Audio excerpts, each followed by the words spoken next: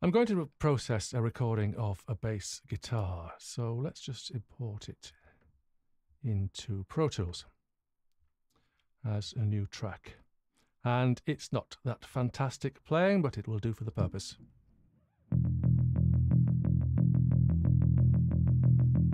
Okay, we'll hear more of that later on. I'm going to use that as a reference, so I'm going to make two duplicates of that exact track. Number of duplicates 2, and okay, so I've got my reference here. This will be my reference, and these will be the tracks that I process. Let's go into the mix page and see what we've got here. Okay, we seem to have got an awful lot of inserts today, but we're just going to use a few of them. What I'm going to do is band split the bass. So the reference, I'll just mute it for the moment, and I'm going to put an EQ plugin in here, and I'm going to put an EQ plugin in here as well. So let's just deal with this one first. We've got all these bands active. I think it might make it a little bit more neat if I only activate the bands that I'm actually going to use. I'm going to filter this one with a low pass filter. So let's have 24 decibels per octave, and I'm going to type in 250 hertz. So let's listen to that and see what it sounds like.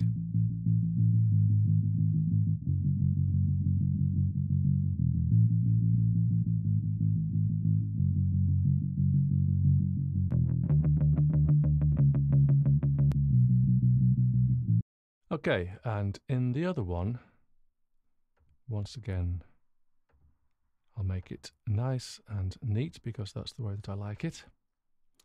And this one, we're going to use the high pass filter. We'll make that 24 decibels per octave again, and I'll make it the same 250 hertz. So if we listen to this one now. So what we can do is process the high frequency band independently of the low frequency band. This isn't something you'd want to do every time. To be honest, it's something you do. Just have a play around and see what it sounds like. See if you can get some benefit from it. This clearly is not going to be a bass guitar orientated track, but it's suitable material to start off with. It is actually a real bass guitar. It's not a sampled bass, so we've got something which is organic, shall we say, to work with. What we'll do now is just listen to those tracks in comparison. So if I highlight both of those, I can make them into a group.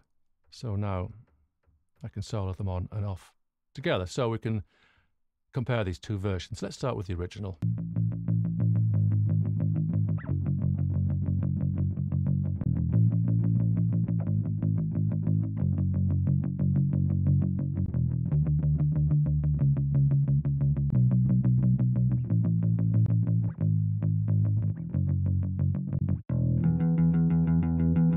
There's a slight level difference there, so I think we'll just take that down a bit.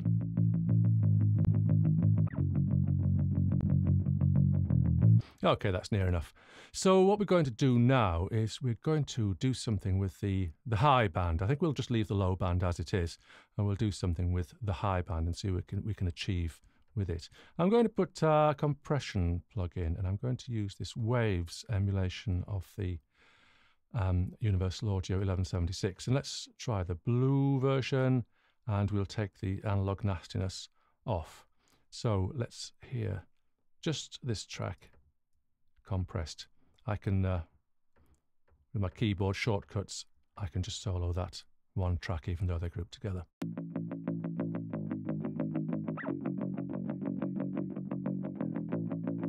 Okay, not a lot happening there, so we're going to have to increase the input level.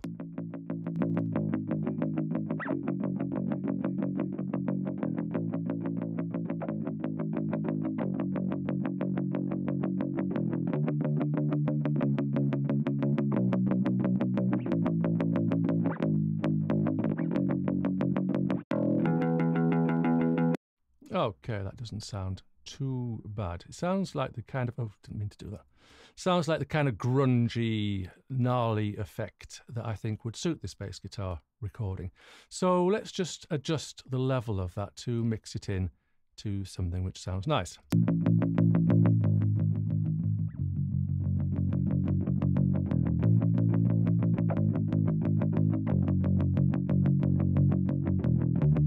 Okay, I quite like that.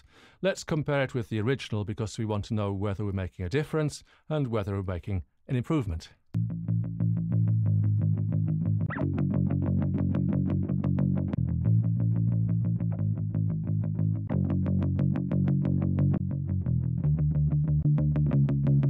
Okay, so clearly we've got some extra definition in there. Well, we've got a bit of extra level, so we'll compensate for that a bit.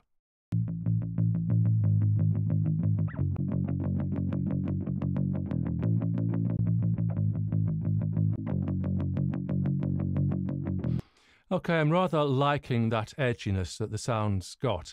It's the kind of thing that if you had a congested mix with lots of distorted guitars and things like that, you might want that so the bass guitar, I don't like the expression cuts through, but in this case, literally, it would be useful to compete against a lot of distorted other instruments. But it would depend on the context of the track.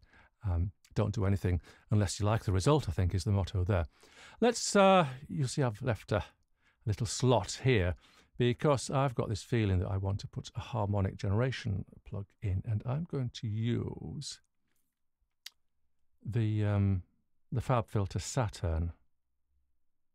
Okay, and I think I'll just use it just on its default setting. So we'll go back to just that one. It's not making much difference, so I'm going to play around with the controls until I hear something which is distinctly different. We've got the drive control here, which will increase the amount of harmonics. I'm just going to leave these controls here, and we might use the tone controls and just see what happens with them. So let's go.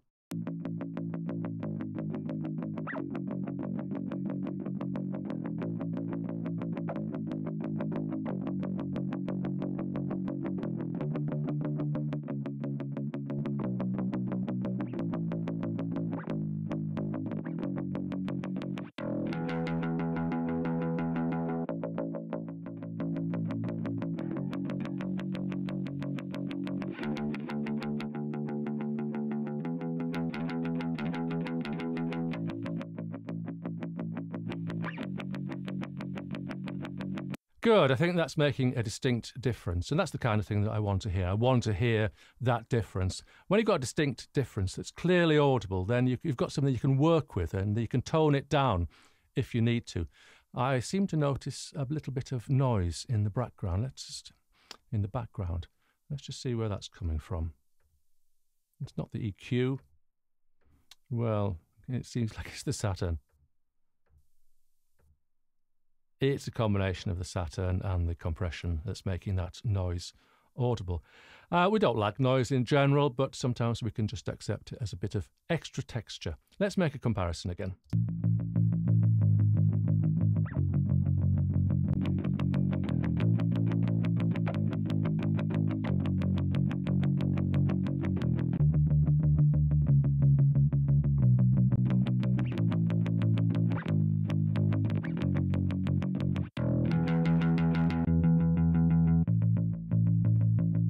Wow, that bass player needs to tighten up on some of those changes.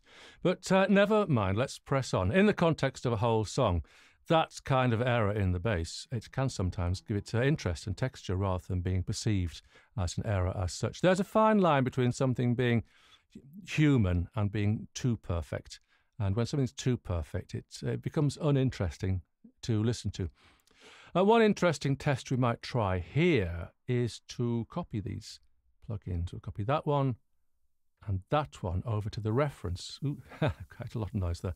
And we'll see what the difference is. I've got a feeling that this isn't going to sound very good, but let's just try it. Okay, we've got a bit of peaking there. It should be within the dynamic range of the system, but we'd have to bring that down on the master, or put a trim plugin up there perhaps. Oh, let's do that. Let's bring down the gain here. So we want the other and we want the trim. So let's bring that down a bit.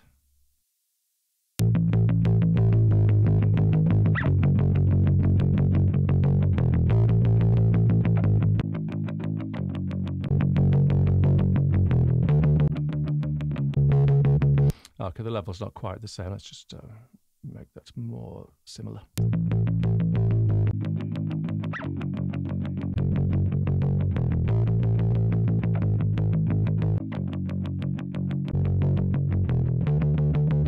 Well, I don't know. You could prefer either. So what we've done is we have made a difference, but we could have done it in a different way, and that is often the case with audio in general and mixing in particular. Let's just go back to this one. I think we'll leave the reference for now. I think we've heard that enough. But here, would it be possible perhaps to put in an expander so we don't have so much that noise when nothing's playing? We can use just the standard expander there, and I'll solo this track. Try again. That one. So the expander is just taking out that noise. All we've got to do is make sure that it doesn't affect the bits that we want to hear. So we'll just play it through a little bit.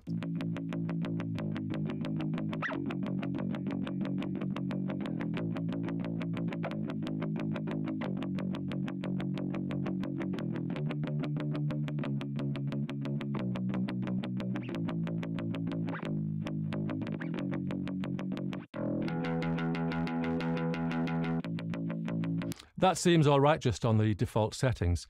The expander or the gate is something which you can play around with a lot to get the right settings, and sometimes it's really tricky to get it spot on and not to get any funny effects coming out. But this time it's just worked straight out of the box. So we've killed that noise and we've got a track we can work with.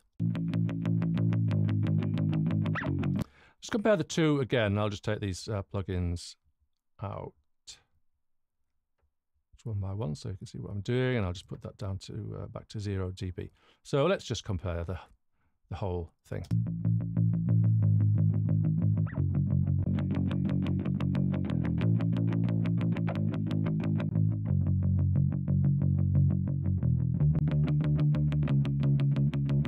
Okay, and that's it. Fun with a bass guitar. I'm David Mellor, course director of Audio Masterclass. Thank you for listening.